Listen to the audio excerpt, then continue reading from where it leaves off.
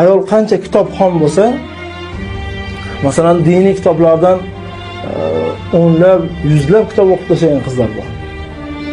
Shayx hazratlarining kitoblarini hammasini o'qib chiqqan qizlar bo'ladi. 18 yoshda, 19 yoshda, 20 yoshda shu qizlar.